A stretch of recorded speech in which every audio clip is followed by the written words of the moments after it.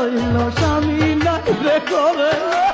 এমন বিহানা হই যেন এই বব সংসারে হাতের মেহেন্দি হাতে রইল স্বামী নাই রে করে এমন বিহানা হই যেন এই বব সংসারে কাশেম শহীদ হইল রে আল্লাহ কার বাংলার প্রান্তরে ও বাগি সকিনা কান্তে বৈশা বাস